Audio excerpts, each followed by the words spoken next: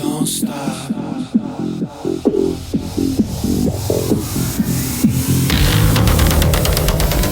Hi, thanks for joining me on the Everything and Anything and a Bit Gay podcast. I'm your host, Zach Randles-Friedman, and this is The Gay Bit. I bring you The Gay Bit every Friday, where my show throughout the week has not been gay enough. I make sure I bring you all the gayness today. And what is more gay than Madonna? So, today is July 3rd, and guess who has their album out? Confessions on a Dance Floor 2, Madonna's new album is officially out and released. And I have been waiting for this since she announced it, I think in April or May. And she's been doing teasers, and she released the song at Coachella with Sabrina Carpenter, and we got a first preview of it, and she is back. So let's just start from the very beginning about my relationship with Madonna. I remember whenever I heard the first Madonna song and whenever I realized that I loved her. And I don't know how or why I remember this, but I do. So I was a safety patrol. This is so stupid that I'm telling you this, but I was a safety patrol in my fifth grade. And what a safety patrol means, because we walked to school, or if you live near the school, which I did, you could walk to school. And so lots of kids walked because the school was in the middle of the neighborhood, but you had to cross the street to get to the school. So you had certain kids that were, offered to do this because they were good or something. I don't know why it gave it to me because I was not a good kid. But I was offered to be a safety patrol. So I was given this orange slash, then it goes around your waist. It's like neon orange. So I guess traffic can see you. And when kids come to the crosswalk, there's a kid in every crosswalk around the school. And when the kids come up, you get there in the morning early, and then you go there at the end of the day when school's over. So you get out like 5 minutes early to go to your post, your crosswalk, and you got to get there like a half an hour before school starts. And you're standing there, and then when the kids come to the school to cross over to go to school, you put your arms up and you say, "Hold on, kids," as like you're not a kid yourself. And then whenever there's no traffic, because you got to walk in the middle of the crosswalk and stand there with your orange little thing like you're in control. And then you can yell to the kids, "Cross." And then the kids cross, and then they're safe. And then you go back to the side of the road, and then traffic can go. It's not like there's like real traffic on the street that I was on. It's the real traffic street. There was like a real like person, an adult doing this. But I was like on one of the side streets. And I thought I was the shit. Also, like if kids were running in the hall, you were allowed to tell them not to run. So I always thought I was like the boss of all the kids. Like, don't run. Like I was a bossy little bitchy queen back then, I guess. So I remember, back to Madonna, I remember I was standing at this crosswalk being my safety patrol in the morning, and somebody drove by with like loud music in their car, and they were playing Madonna. And I heard the song. I'm like, oh, that's, I think it was Borderline or Like a Virgin. I can't remember which one it was, but it was one of her early songs. I'm like, okay, well, that's interesting. Like that, I like that song, like as a fifth grader. And then like after school one day, there was a kid that had one of these big boom boxes that we had in the 80s. It was like a huge radio that like people would bring and dance to. I mean, it was like the old big school radios with big speakers and stuff. Like, I don't even know how you would carry it around now. Like it was so big. But anyway, somebody like had that in my neighborhood or something, and they were playing one of the Madonna songs. I'm like, oh, I love that song. I remember asking them what the name of it was. They're like, oh, it's Madonna, like whatever, Borderline, Like a Virgin. And so I would watch MTV, and I went home and was watching MTV, and I seen the video for it. And I'm like, oh my God, like I love her. And then that is my first time of hearing Madonna. And I was in junior high when this happened. She had a True Blue video contest. So she came out with the song True Blue. I must have been in 6th or 7th grade. And she had a video contest on MTV. And MTV was going to air all of the people that sent in their videos that did this contest. And they were going to air it all day long. I pretended I was sick because I wanted to stay home and watch it. So I told my mom I wasn't feeling well. I don't know where she was, because I remember laying in my mom and dad's bed all day, because they had a TV in their bedroom watching video after video of these bad videos that people mailed in, probably on VCR tapes, They had to be VCR tapes. They recorded them on a VCR camera, sent them in. They were so bad.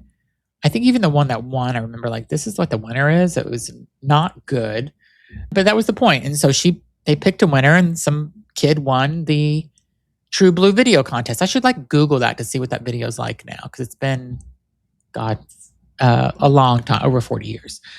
So I love Madonna that much. And then I remember she came to the Orange Bowl for Who's That Girl, I think. And my mom and dad were like, nope, you are not going to see Madonna.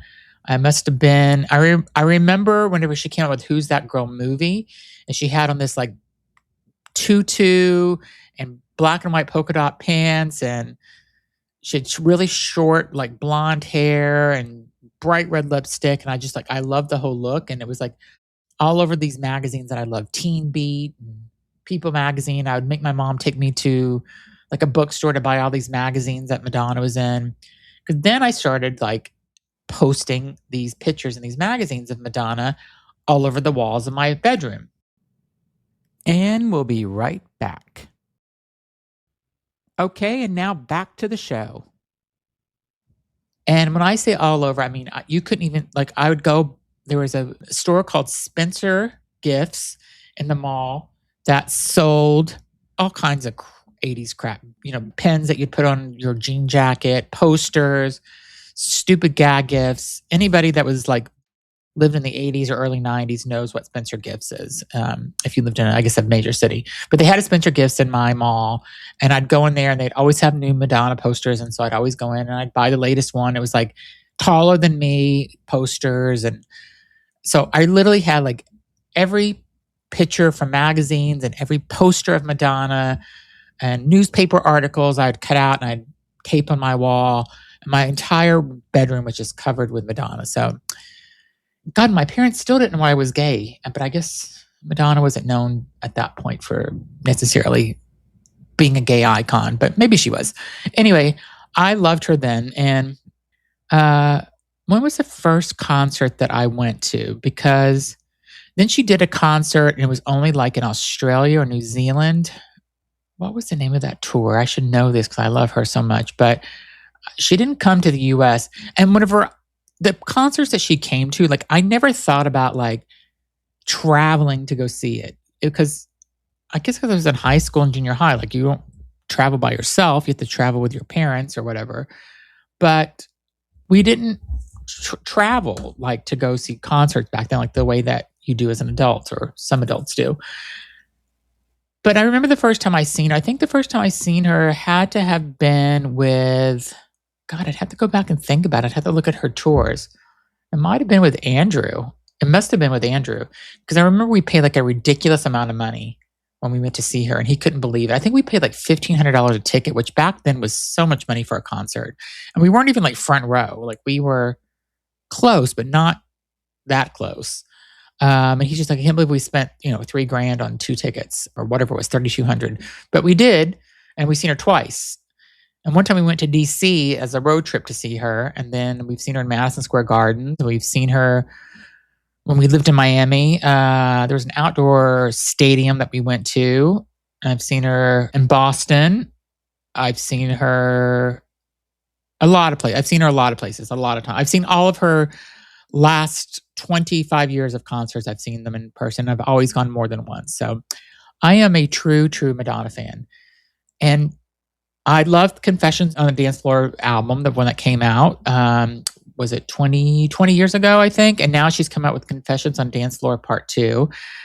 And I am loving the songs that I have heard so far. I am recording this before July 3rd, so I haven't been able to download the full album yet. But as this is coming out, I guarantee you that, and as I woke up on July 3rd this morning, I have downloaded it and I am listening to it probably as you were listening to this podcast.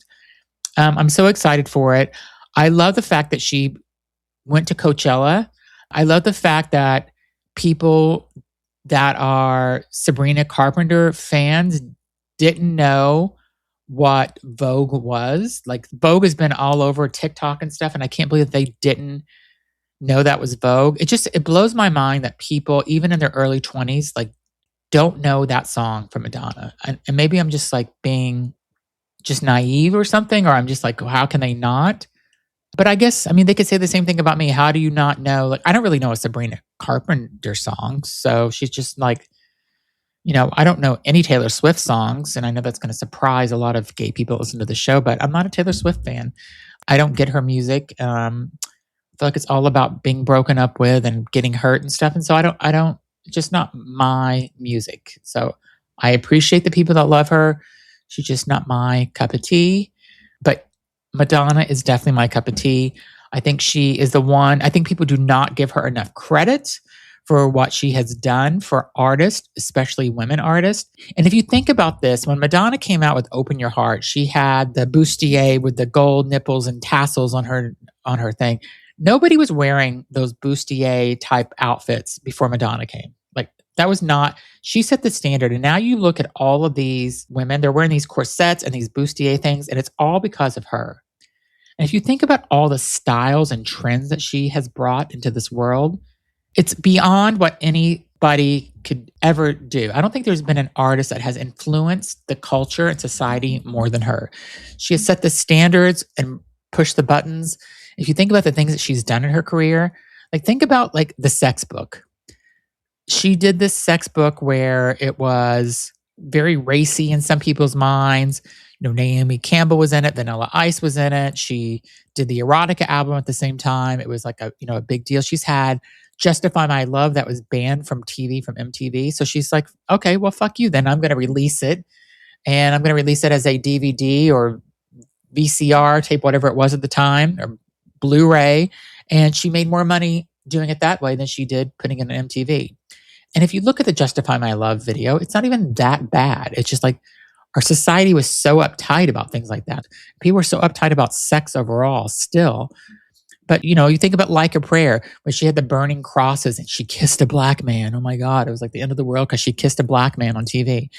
It's like, come on. Are you, like, if you think about that, how people were so up in arms because a white woman kissed a black man, who cares? Like, she kissed another human. And then she kissed Britney Spears and Christina Aguilera at the MTV Music Awards like 20 years later. And people were like freaking out about that because she kissed a woman on TV, a woman kissing a woman. I think if we just think back of all the things that people thought were such controversy and we look at them now, it's like, it really wasn't that big of a deal.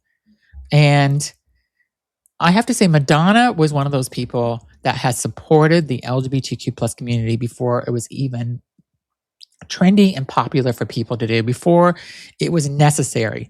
She was the one that was going, or when her friends had AIDS in the late 80s and early 90s, she was the one going into the hospitals where people were like, no, you can't go in the same room as them. Or they were put aside in a separate ward because they didn't know what AIDS was. It was like the gay cancer. They didn't understand what it was.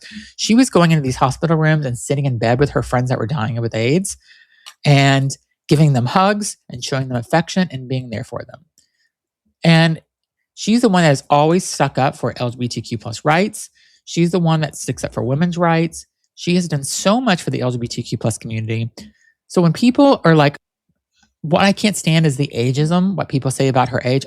Oh, why she's a grandmother on stage, like she needs to calm down. No, she doesn't. Because if you hope that when you're in your late 60s that you can do half the shit that she does, I at least hope I can. The shit that she's wearing is amazing because her body, she worked for that body and she should be able to wear whatever she wants. And yes, did she have some bad fillers at one point in her face? Yes, she did. I'll admit, like there's a point where at one point I'm like, what are you doing, Madonna? Like your face looks all swollen. This isn't a good look. But no, now she's doing what we all do, or a lot of us do. She's doing Botox. I don't do fillers. Well, I do in my lips, but I don't do fillers, but I'm not scared of it. And let her get plastic surgery if she wants one day. I just think it's so bizarre that people don't criticize Cher as much as they criticize Madonna. Because Cher's and Dolly Parton is open about her plastic surgery. And I love Dolly because of that too, because she's so authentic. And she's like, this is who I am. I paid for it all. So who cares? And she's a gay icon too. But, people are always like, why is Madonna doing this? And why is grandma on stage? Well, fuck you. Like, she's not a fucking grandma and she's amazing. And again, like, if I could just be half as physically active as she is whenever I'm in my 67, 68 years old, I will be so thankful because she can still dance. She just did a world tour a couple of years ago and sold out everywhere. I went to that twice, the celebration tour. A person even in their early 60s, can't do that, what she did. She is so fucking amazing. She's talented. And we'll be right back. Okay, and now back to the show. Another thing that really kind of drives me crazy is when people are like, oh, she's back. Yes. Was she doing top 10 hits all the time in the last so many years? No. But she was never gone. Like, she has always been there. She's always been amazing. I love it that she has gone back with this latest guy that's producing her record, Stewart, and like making this album as amazing as Confessions of the Dance Floor 1 was, because this album is like so what people needed to realize Madonna is here and she's not going anywhere. And I'm so proud of her, and I can't wait. And even like I have a nephew that he has a whole TikTok channel and a whole Substack, and his whole brand is around music. And I kept telling him, like, you better do something about Madonna one day. And he's a big Taylor Swift fan, Sabrina Carpenter. I mean, he's almost 30 years old, so he's a completely different generation than I am. I get why he loves the music he loves, but I'm like, give Madonna a chance. And he's like, yeah, no, like he never would. But now he is. He's talking about her. And when she came out in Times Square and did that surprise show, he reported on it. So just like his generation now is finding out the true power of Madonna. And I just want them to like really go and just acknowledge what a great singer she is. Is she a great actress? No, she's not a great actress. I will admit that.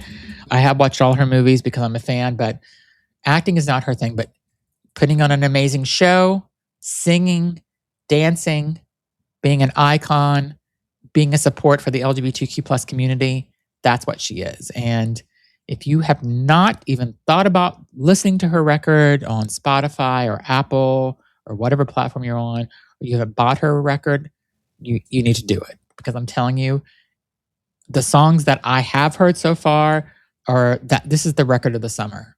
And she's launching it right before 4th of July.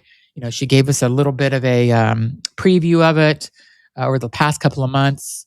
And I love seeing like these people are dancing to her songs now on TikTok. Like, oh, there's trends on TikTok with Madonna again coming back out. So I'm so proud of her. Like, I have friends that, you know, have liked music and liked artists and follow them and stuff, but nobody.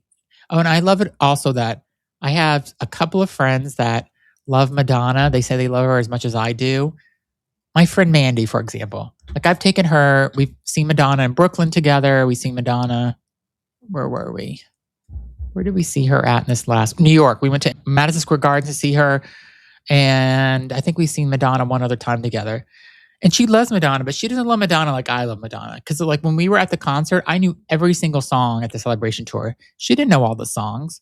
So she's like, oh, I'm a bigger fan than you. No, you're not. She goes, well, I had posters in my room. I'm like, yeah, but I could see part of your wall in your bedroom when you were small, when you were in 6th and 7th, 8th grade. You couldn't see any of mine because I'm the bigger Madonna fan. So I'll fight her to let her know that I'm the bigger Madonna fan. Anyway, I hope that everybody that is listening to this podcast, you take a minute, you go out, listen to the album. Maybe while you're just driving in your car, download it, listen to the whole thing from start to finish. It's, you know, what does it take? An hour? Not even, probably, to listen to a full album, 40 minutes. Give it a chance. Come back to this podcast after you listen to it. Leave a comment and tell me what you think about it. Tell me what your favorite song is. Because I bet you will have a favorite song on there. Or you'll be like, oh yeah, this song is so catchy. I love it. And then wait till the remixes start coming out. When the remixes come out and they start hitting the clubs and the bars and stuff, it's a whole new thing. We were just at a bar a couple weeks ago, and I asked the bartender, hey, do you control the music? He said, yes. I'm like, can you play Feel So Free by Madonna? He said, yes.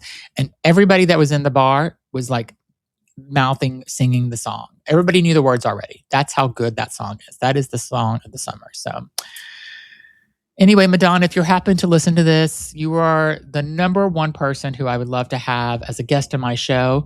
So please come on my show. I would do it day or night.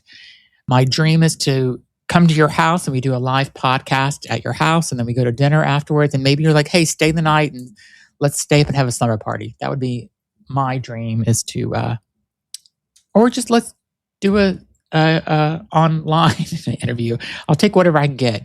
Or just send me a message on Instagram saying, thank you for doing a podcast about me, and just say, love you forever. That's all. I would be happy with that. I'd have to think of what are like 5 questions nobody has ever asked Madonna in an interview.